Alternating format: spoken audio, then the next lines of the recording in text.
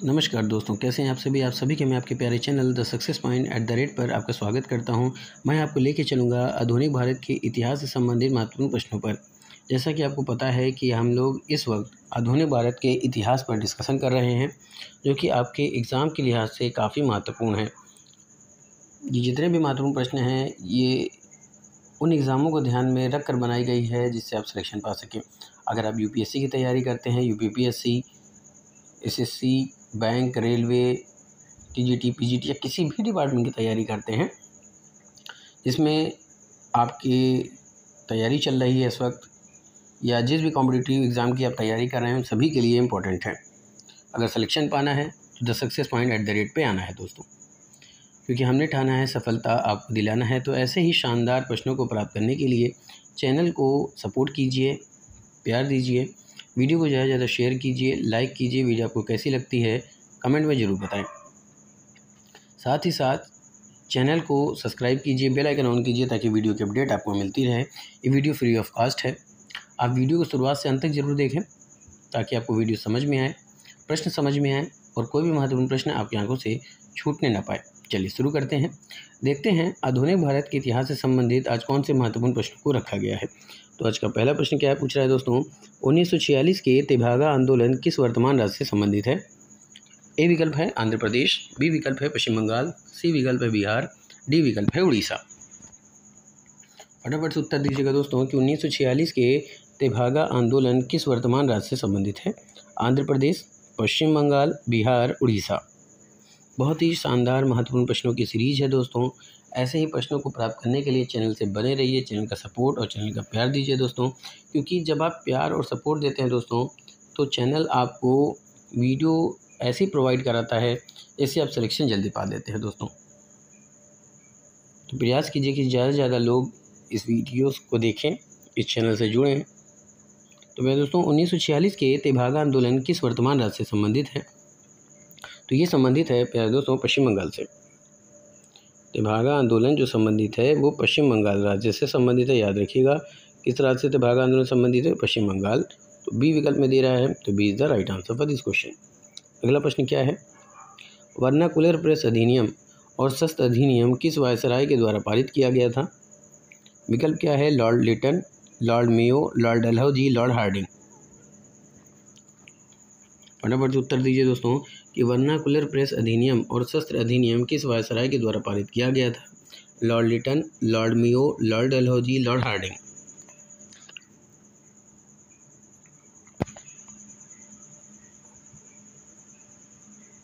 तो दोस्तों vernacular press अधिनियम और शस्त्र अधिनियम जिस वायसराय के द्वारा पारित किया गया था तो वे थे लॉर्ड हार्डिंग।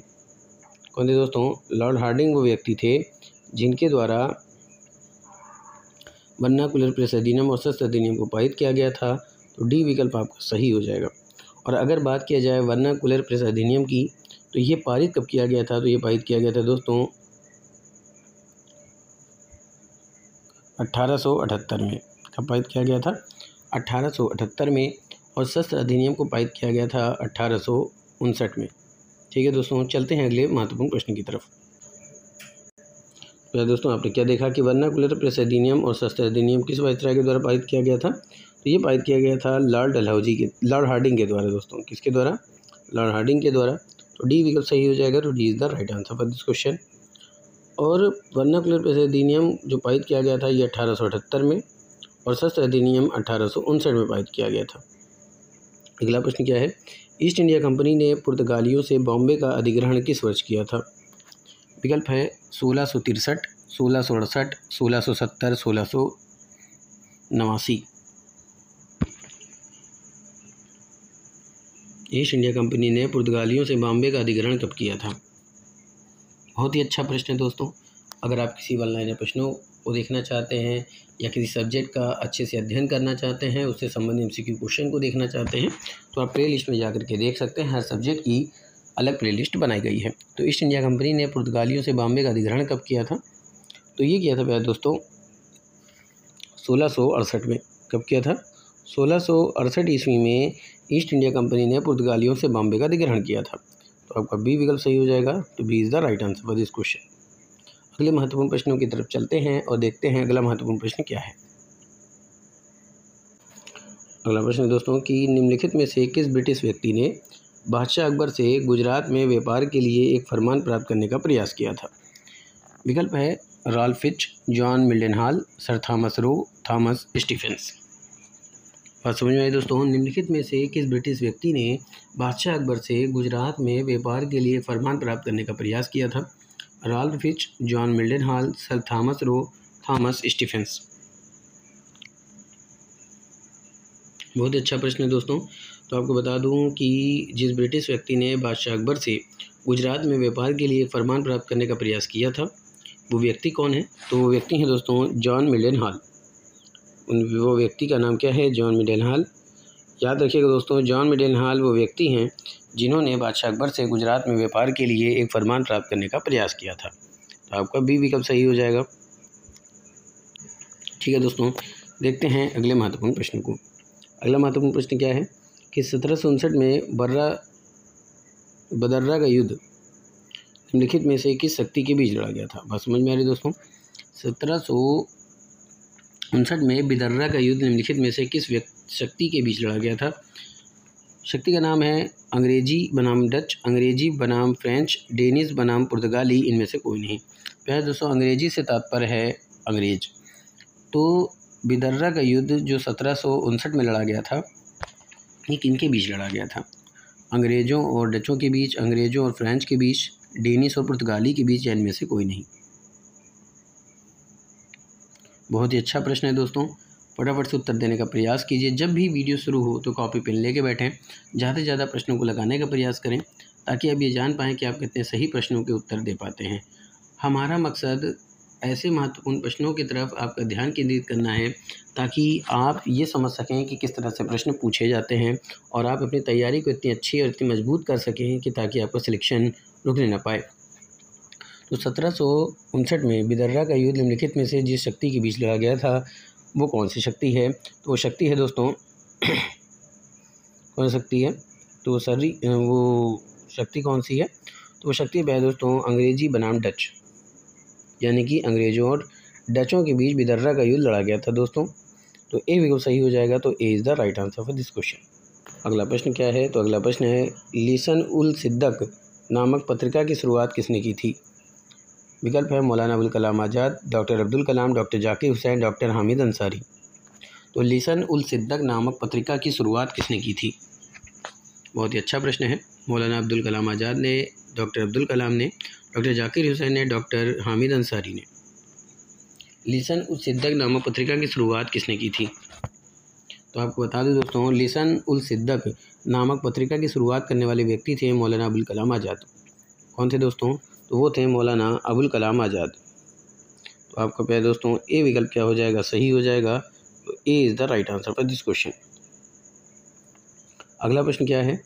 निम्नलिखित में से किस शक्ति के बीच बेसिन की संधि पर हस्ताक्षर किए गए थे? विकल्प है अंग्रेज़ों और मराठों के बीच, अंग्रेज़ों और मैसूर के बीच, अंग्रेज़ों और फ्रेंच के बीच, अंग्रेज़ों और पुर्तगाली के बीच। किस शक्ति के बीच बेसिन की संधि पर हस्ताक्षर किए गए थे? बहुत ही शानदार प्रश्न है, लाजवाब प्रश्न है दोस्तों। ऐसे ही प्रश्न पूछे जाते हैं। अंग्रेज़ों बनाम मराठों के बीच, अंग्रेज़ों और मैसूर के बीच, अंग्रेज़ों और फ्रेंच के बीच, अंग्रेज़ों और पुर्तगाली के बीच। तो फटाफट से उत्तर लगाने का प्रयास कीजिए दोस्तों, कमेंट में उत्तर दीजिए कि बेसिन की संधि पर जो हस्ताक्षर किए गए थे वो किनके बीच किए गए थे और कब किए गए थे? फटाफट से उत्तर दीजिए दोस्तों। तो दोस्तों 31 दिसंबर 1802 की बात है। कब की बात है? 31 दिसंबर 1802। 31 दिसंबर 1802 को बेसिन की संधि पर हस्ताक्षर किए गए थे अंग्रेज़ों और मराठों के बीच। इनके बीच दोस्तों अंग्रेज़ों और मराठों के बीच जो है वो हस्ताक्षर किए गए थे बेसिन की संधि पर 31 दिसंबर 1802 को। तो आपको ए विकल्प क्या हो जाएगा? सही हो जाएगा। तो A is the right answer for this question. एक बार फिर से प्रश्न को देखते हैं। निम्नलिखित में से किस शक्ति के बीच बेसिन की संधि पर हस्ताक्षर किए गए थे? तो ये किए गए थे अंग्रेज़ों और मराठों के बीच। याद रखिएगा दोस्तों, अंग्रेज़ों और मराठों के बीच जो है बेसिन की संधि पर हस्ताक्षर किए गए थे। तो ए विकल्प आपका सही हो जाएगा। कब किया गया था? तो ये किया गया था 31 दिसंबर को। और वर्ष कौन सा था? तो 1802। अगला प्रश्न क्या है, पेशवा कौन था जब बेसिन की संधि पर हस्ताक्षर किए गए? बाजीराव प्रथम, बालाजी विश्वनाथ, माधवराव प्रथम, बाजीराव द्वितीय। पेशवा कौन था जब बेसिन की संधि पर हस्ताक्षर किए गए? आपके विकल्प हैं बाजीराव प्रथम, बालाजी विश्वनाथ, माधवराव प्रथम, बाजीराव द्वितीय।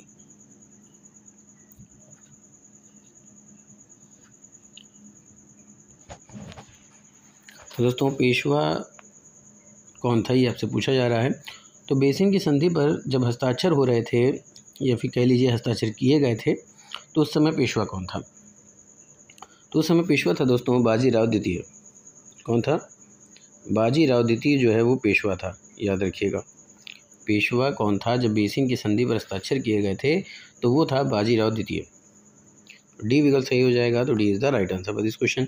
और बेसिन की संधि पर हस्ताक्षर कब हुए थे? तो 31 दिसंबर 1802 को हुआ था, याद रखिएगा।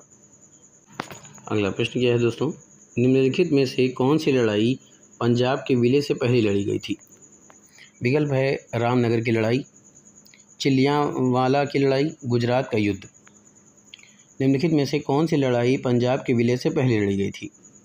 रामनगर की लड़ाई, चिलियांवाला की लड़ाई, गुजरात का युद्ध। नीचे कूट से सही विकल्प का चयन करना है कि केवल पहला सही है, पहला तीसरा सही है, दूसरा तीसरा सही है, या फिर पहला दूसरा और तीसरा सही है। तो निम्नलिखित में से कौन सी लड़ाई है जो पंजाब के विलय से पहले लड़ी गई थी? रामनगर की लड़ाई, चिलियांवाला की लड़ाई, गुजरात का युद्ध। दोस्तों प्रश्न पूछ रहा है कि कौन सी लड़ाई पंजाब के विलय से पहले लड़ी गई थी। ठीक है दोस्तों, आइए देखते हैं। अगर बात करें रामनगर की लड़ाई, कौन सी लड़ाई? रामनगर की लड़ाई। तो रामनगर की जो लड़ाई है ये 1848 में लड़ा गया था दोस्तों, याद रखिएगा 1848 में। और चिलियांवाला की लड़ाई कब लड़ी गई थी? तो ये 1849 में लड़ी गई थी। ठीक है दोस्तों। गुजरात का युद्ध कब हुआ था? तो गुजरात का युद्ध भी 1849 को हुआ था। पर चिलियांवाला जो है वो 13 जनवरी को हुआ था। ये 13 जनवरी को हुआ था। कब हुआ था? 13 जनवरी को। और ये हुआ था 21 फरवरी को, याद रखिएगा, ये हुआ था 21 फरवरी को। नीचे दिए गए कूट से आपको बताना है कि पंजाब के विलय से पहले कौन सी लड़ाई लड़ी गई थी। अब क्या है दोस्तों, पंजाब का जो विलय हुआ था वो हुआ था 1849 में। कब हुआ था? पंजाब का विलय हुआ था 1849 में। तो उससे पहले जो युद्ध लड़ा गया था, जो लड़ाई लड़ी गई थी, वो था रामनगर की लड़ाई, चिलियांवाला की लड़ाई, गुजरात का युद्ध। तो ये तीनों ही। तो आपका डी विकल्प सही हो जाएगा, तो D is the right answer for this question. चलते हैं अगले प्रश्न की तरफ। अगला प्रश्न क्या है दोस्तों कि निम्नलिखित में से किसके कार्यकाल में, ठीक है दोस्तों, निम्नलिखित में से किसके कार्यकाल के दौरान सभी उच्च भारतीय अधिकारियों को बर्खास्त कर दिया गया था और प्रतिवर्ष 500 से अधिक मूल्य के सभी पद यूरोपीय लोगों के लिए आरक्षित थे? बात समझिए दोस्तों, निम्नलिखित में से किसके कार्यकाल के दौरान सभी उच्च भारतीय अधिकारियों को बर्खास्त कर दिया गया था और प्रतिवर्ष $500 से अधिक मूल्य के सभी पद, यानी कि मान लीजिए कि 500 से अधिक प्रतिवर्ष 500 लाख मान लीजिए, या जो भी आप मानना चाहें, कुल मिला के प्रतिवर्ष 500 से अधिक मूल्य के सभी पद यूरोपीय लोगों के लिए आरक्षित थे। ठीक है दोस्तों, उसको लाख नहीं मान सकते, पर पता नहीं क्यों प्रश्न में लाख टाइप है। तो अधिक मूल्य के सभी पद यूरोपीय लोगों के लिए आरक्षित थे। Lord Dalhousie, Lord Curzon, Lord Wellesley, Lord Cornwallis. तो इसका सही उत्तर क्या होगा? तो जिस वायसराय के कार्यकाल के दौरान उच्च भारतीय अधिकारियों को बर्खास्त कर दिया गया था और 500 से अधिक मूल्य के सभी पद यूरोपीय लोगों को आरक्षित कर दिए गए थे, वो कौन है? तो वो था पहले दोस्तों लॉर्ड कॉर्नवालिस। लॉर्ड कॉर्नवालिस ऐसा वायसराय था जिसके कार्यकाल में उच्च पदों पर जो बैठे हुए व्यक्ति थे भारतीय, उनको बर्खास्त कर दिया गया था। तो ये विकल्प है डी, तो D is the right answer for this question. अगला प्रश्न क्या है, निम्नलिखित में से कौन से गवर्नर जनरल सबसे पहले लोगों की कल्याणकारी गतिविधियों से जुड़ा हुआ था? Lord William Bentinck, Auckland, Warren Hastings, Lord Cornwallis.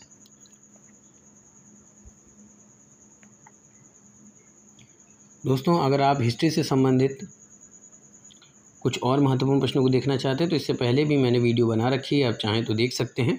अगर आपको पूरा अध्ययन करना है हिस्ट्री पर तो भी आप पढ़ सकते हैं, थ्योरेटिकल बेस्ड वीडियो भी बनाई गई है, आप पढ़ सकते हैं, समझ सकते हैं। तो निम्नलिखित में से कौन से गवर्नर जनरल सबसे पहले लोगों की कल्याणकारी गतिविधियों से जुड़ा हुआ था? Lord William Bentinck, Auckland, Warren Hastings, Lord Cornwallis. तो इसका सही जवाब क्या है दोस्तों? तो इसका सही जवाब है Lord William Bentinck. Lord William Bentinck वो व्यक्ति हैं जो गवर्नर जनरल थे और सबसे पहले लोगों की कल्याणकारी गतिविधियों से जुड़े थे। तो आपका ए विकल्प क्या हो जाएगा? सही हो जाएगा। तो A is the right answer for this question. चलते हैं अगले प्रश्न की तरफ। अगला प्रश्न है दोस्तों कि 1784 के पिट्स इंडिया एक्ट और NBSP के बारे में निम्नलिखित में से कौन सा कथन सही नहीं है? विकल्प ए, इसने ब्रिटिश ईस्ट इंडिया कंपनी की वाणिज्यिक और राजनीतिक गतिविधियों को अलग कर दिया। गवर्नर जनरल की परिषद के सदस्यों को 4 से घटाकर 3 कर दिया गया। अधिनियम की वकालत की भारत के आंतरिक मामलों में कंपनी का हस्तक्षेप न करना। नीचे दिए गए कूटों में से सही विकल्प का चयन कीजिए। तो 1784 के पिट्स इंडिया एक्ट और NBSP के बारे में, तो 1784 के पिट्स इंडिया एक्ट और NBSP के बारे में निम्नलिखित में कौन सा कथन सही है? आइए देखते हैं। तो पहले दोस्तों इसमें तो आपका पहला सही है कि इसने ब्रिटिश ईस्ट इंडिया कंपनी की वाणिज्यिक और राजनीतिक गतिविधियों को अलग कर दिया। गवर्नर जनरल के परिषद के सदस्यों को 4 से घटाकर 3 कर दिया गया, ये भी सही है। अधिनियम की वकालत की भारत के आंतरिक मामलों में कंपनी का हस्तक्षेप न करना, तो ये गलत है। तो आपका पहला दूसरा सही है कथन। तो पहला दूसरा कथन कौन से विकल्प में दे रहा है? तो ए विकल्प में। तो ए विकल्प सही हो जाएगा। तो A is the right answer for this question. चलते हैं अगले प्रश्न की तरफ। बात समझ में आए दोस्तों? अगला प्रश्न क्या है कि निम्नलिखित में से किस अधिनियम को सेंट हेलेना अधिनियम के रूप में भी जाना जाता है? विकल्प है 1813 का चार्टर अधिनियम, 1833 का चार्टर अधिनियम, 1853 का चार्टर अधिनियम, भारत सरकार अधिनियम 1858। निम्नलिखित में से किस अधिनियम को सेंट हेलेना अधिनियम के रूप में भी जाना जाता है? 1813 का चार्टर अधिनियम, 1833 का चार्टर अधिनियम, 1853 का चार्टर अधिनियम और भारत सरकार अधिनियम 1858। तो निम्नलिखित में से जिस अधिनियम को सेंट हेलेना अधिनियम के रूप में जाना जाता है वो है 1833 का चार्टर अधिनियम। कौन सा नियम दोस्तों? 1833 का चार्टर अधिनियम वो नियम है जिसको सेंट हेलेना अधिनियम के नाम से भी जाना जाता है। तो बी विकल्प आपका सही हो जाएगा। तो B is the right answer for this question. अगला प्रश्न क्या है? कानपुर में 1857 के विद्रोह को किस ब्रिटिश अधिकारी ने दबा दिया था? विकल्प है कॉलिन कैंपबेल, निकोलसन और Hudson, Major William Taylor, Colonel Neill. तो प्यारे दोस्तों, कानपुर में 1857 के विद्रोह को जिस ब्रिटिश अधिकारी ने दबा दिया था वो व्यक्ति कौन है? तो व्यक्ति हैं प्यारे दोस्तों कॉलिन कैंपबेल। कौन है दोस्तों? कॉलिन कैंपबेल वो व्यक्ति हैं जिन्होंने कानपुर में जो 1857 का विद्रोह हुआ था उसको दबा दिया था। तो आपका ए विकल्प क्या हो जाएगा? सही हो जाएगा। तो A is the right answer for this question. अगला प्रश्न दोस्तों, लॉर्ड कर्जन के कार्यकाल में निम्नलिखित में से कौन सी घटना घटी थी? बंगाल का विभाजन, पंजाब भूमि अलगाव अधिनियम का अधिनियमन, एक अकाल आयोग की नियुक्ति, इंपीरियल कैडेट कोर की स्थापना। तो लॉर्ड कर्जन के कार्यकाल में निम्नलिखित में से कौन सी घटना घटित हुई थी? कूट के आधार पर आपको विकल्प का चयन करना है। केवल पहला और दूसरा सही है, केवल पहला दूसरा और तीसरा सही है, केवल पहला तीसरा और चौथा सही है, या फिर पहला दूसरा तीसरा और चौथा यानी कि सभी सही है। तो लॉर्ड कर्जन के कार्यकाल में निम्नलिखित में से कौन सी घटना घटी थी? तो प्यारे दोस्तों, लॉर्ड कर्जन के कार्यकाल में जो घटना घटित हुई थी वो बंगाल विभाजन था, एक अकाल आयोग की नियुक्ति थी और इंपीरियल कैडेट कोर की स्थापना थी। बाकी आपका दूसरा गलत हो जाएगा। पंजाब भूमि अलगाव अधिनियम का अधिनियमन ये लॉर्ड कर्जन के कार्यकाल में नहीं हुआ था दोस्तों। ठीक है, तो इसका सही उत्तर क्या होना चाहिए? पहला तीसरा और चौथा। तो पहला तीसरा और चौथा कौन से विकल्प में दे रहा है? तो ये सी विकल्प में दे रहा है दोस्तों। आपका सी विकल्प सही हो जाएगा। तो C is the right answer for this question. अगला प्रश्न है, कदम सिंह ने आधुनिक राज्यों के निम्नलिखित में से किस क्षेत्र में 1857 के विद्रोह का नेतृत्व किया था? विकल्प है सीकर राजस्थान, मेरठ उत्तर प्रदेश, महेंद्रगढ़ हरियाणा, देहरादून उत्तराखंड। यानी कदम सिंह ने जो आधुनिक राज्यों के निम्नलिखित में से किस क्षेत्र में, जब 1857 का विद्रोह हुआ तो कदम सिंह ने 1857 के विद्रोह का नेतृत्व कहाँ से किया था? सीकर राजस्थान, मेरठ उत्तर प्रदेश, महेंद्रगढ़ हरियाणा, देहरादून उत्तराखंड।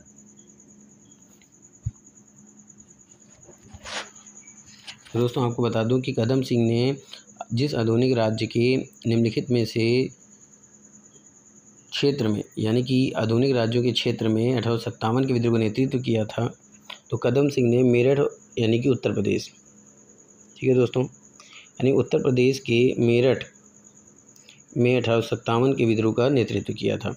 तो बी विकल्प सही हो जाएगा। तो B is the right answer for this question. अगला प्रश्न क्या पूछ रहा है कि लाड़मियों का 1870 का संकल्प निम्नलिखित में से किससे संबंधित था? स्थानीय प्रशासन, केंद्र सरकार और प्रांतों की शक्ति और वित्त का विकेंद्रीकरण, पहला दूसरा दोनों सही है या फिर इनमें से कोई भी नहीं। प्रश्न बहुत अच्छा है दोस्तों कि लाड़मियों का 1870 का जो संकल्प है निम्नलिखित में से किससे संबंधित था? तो प्यारे दोस्तों लाड़मियों का 1870 का जो संकल्प है वो किससे संबंधित था? तो वो संबंधित था प्यारे दोस्तों स्थानीय प्रशासन और केंद्र सरकार और प्रांतों की शक्ति और वित्त के विकेंद्रीकरण से। तो यानी कि पहला दूसरा बी विकल्प में दे रहा है, यानी ये दोनों ही। तो आपका सी विकल्प क्या हो जाएगा? सही हो जाएगा। तो C is the right answer for this question. फिर से पढ़ लेते हैं दोस्तों। तो लाड़मियों का 1870 का संकल्प निम्नलिखित में से किससे संबंधित था? स्थानीय प्रशासन से, केंद्र सरकार, प्रांतों की शक्ति और वित्त के विकेंद्रीकरण से। तो प्यारे दोस्तों ये दोनों ही सही हैं, यानी ए और बी। तो ए और बी कौन से विकल्प में दे रहा था? सी पे। तो C is the right answer for this question. अगला प्रश्न क्या है? सर एडविन मोंटेगू और वायसराय लॉर्ड चेम्सफोर्ड निम्नलिखित में से किससे संबंधित हैं?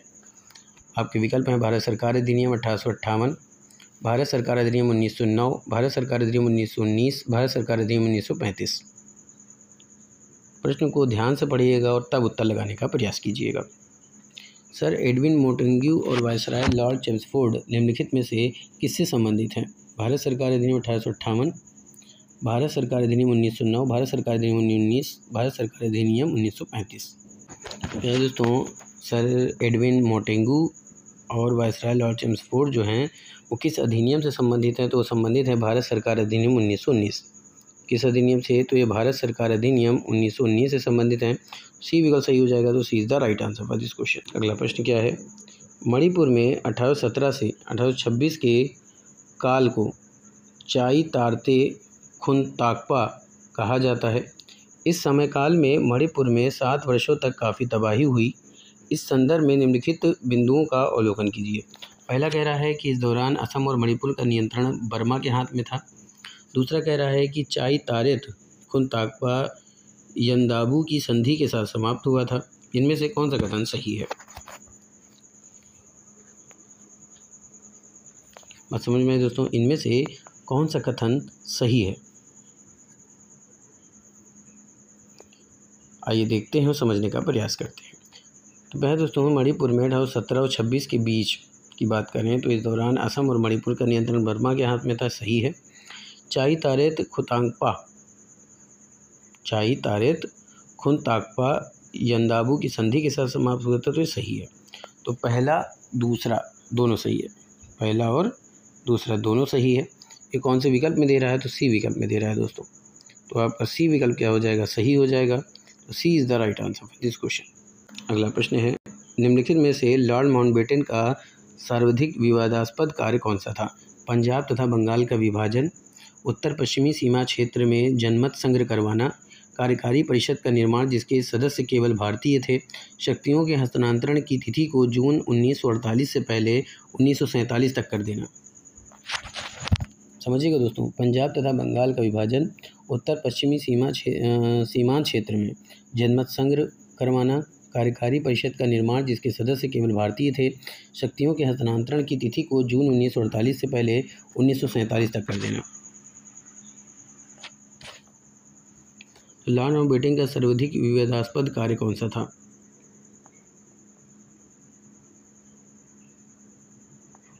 तो ये था दोस्तों, शक्ति का हस्तांतरण की तिथि को जून 1948 से पहले 1947 कर देना, यानी कि डी विकल्प। तो D is the right answer for this question. अगला प्रश्न क्या है, बंगलौर का प्रसिद्ध लाल बाग उद्यान किस शासक के द्वारा कमीशन किया गया था? विकल्प है हैदर अली, टीपू सुल्तान, कृष्ण राजा विदयार तृतीय, कृष्ण राजा विदयार द्वितीय। ठीक है दोस्तों, हैदर अली, टीपू सुल्तान, कृष्ण राजा विदयार तृतीय, कृष्ण राजा विदयार तृतीय। तो बेंगलोर का जो प्रसिद्ध लाल बाग उद्यान है वो जिस शासक के द्वारा कमीशन किया गया था, उस शासक का नाम है दोस्तों हैदर अली। क्या नाम है? हैदर अली। तो ए विकल्प आपका सही हो जाएगा। लाल बाग उद्यान किस वर्ष में कमीशन किया गया था? तो 1760। कब किया गया था दोस्तों? तो 1760 में। चलते हैं अगले प्रश्न की तरफ। अगला प्रश्न क्या है दोस्तों, देशी रियासतों के एकीकरण की प्रक्रिया को ध्यान में रखते हुए निम्नलिखित में से कौन सा युग्म सही है? हैदराबाद पुलिस कार्यवाही, कश्मीर विलय का साधन, जूनागढ़ जनमत संग्रह के माध्यम से। देशी रियासतों के एकीकरण की प्रक्रिया को ध्यान में रखते हुए निम्नलिखित में से कौन सा युग्म सही है? हैदराबाद पुलिस कार्यवाही की बात करें दोस्तों तो ये सही है। कश्मीर विलय का साधन बिल्कुल सही है। जूनागढ़ जो है वो जनमत संग्रह के माध्यम से विलय किया गया था। तो तीनों ही सही हैं, तो डी विकल्प में दे रहा है। डी विकल्प आपका सही हो जाएगा। तो D is the right answer for this question. अगला प्रश्न है, संविधान के लागू होने के बाद भी भारत के साथ निम्नलिखित में से किस राज्य का संबंध मूल विलय पत्र द्वारा शासित होता रहा? कश्मीर, मैसूर, हैदराबाद। नीचे दिए गए कूट से सही विकल्प का चयन करना है। तो वह दोस्तों केवल कश्मीर, केवल कश्मीर, तो यानी कि केवल पहला सही है। तो ए विकल्प सही हो जाएगा। तो A is the right answer for this question. अगला प्रश्न क्या है, महिलाओं को वोट देने का अधिकार किस अधिनियम के द्वारा प्रदान किया गया? भारतीय परिषद अधिनियम 1909, भारत सरकार अधिनियम 1919, भारत सरकार अधिनियम 1935, भारतीय स्वतंत्रता अधिनियम 1947। इससे पहले भी हम लोगों ने इस टाइप के प्रश्न पर अध्ययन किया है कि महिलाओं को वोट देने का जो अधिकार है वो किस अधिनियम के द्वारा पारित किया गया था? तो भारत सरकार अधिनियम 1919। भारत सरकार अधिनियम 1919 के तहत जो है महिलाओं को वोट देने का अधिकार दिया गया। तो बी विकल्प सही हो जाएगा। तो B is the right answer for this question. आगे चलते हैं, आज का अंतिम प्रश्न देख लेते हैं। निम्नलिखित में से किस अधिनियम ने पोर्टफोलियो प्रणाली की शुरुआत की थी? 1861 का भारतीय परिषद अधिनियम, 1853 का चार्टर अधिनियम, 1833 का चार्टर अधिनियम, 1892 का भारतीय परिषद अधिनियम। निम्नलिखित में से किस अधिनियम ने पोर्टफोलियो प्रणाली की शुरुआत की थी? तो दोस्तों 1861 का भारतीय परिषद अधिनियम जो है, इस अधिनियम ने क्या किया था कि पोर्टफोलियो प्रणाली की शुरुआत की थी। क्या की थी? पोर्टफोलियो प्रणाली की शुरुआत की थी 1861 का भारतीय परिषद अधिनियम ने। तो दोस्तों पोर्टफोलियो प्रणाली की शुरुआत 1861 का भारतीय परिषद अधिनियम है। तो ए विकल्प आपका सही हो जाएगा। और अगर बात किया जाए कि पोर्टफोलियो प्रणाली क्या है, तो इस प्रणाली के तहत वायसराय की परिषद के प्रत्येक सदस्य को सरकार के एक या अधिक विभागों का प्रभार दिया गया था। उन्हें अपने विभाग के मामलों पर परिषद की ओर से अंतिम आदेश जारी करने का अधिकार था। यह संसदीय शासन प्रणाली में मंत्रिमंडल के सदस्यों को दिए जाने वाले विभागों के समान है, जिससे उनके कार्यक्षेत्र का निर्धारण होता है। ठीक है दोस्तों, तो 1861 के भारतीय परिषद अधिनियम में पोर्टफोलियो प्रणाली थी, उसकी ये व्याख्या थी कि पोर्टफोलियो प्रणाली क्या थी। तो ए विकल्प सही हो गया। तो A is the right answer for this question. तो आज का सेशन यहीं पे समाप्त करता हूँ दोस्तों, फिर मुलाकात होगी, तब तक thank you, wish you all the best.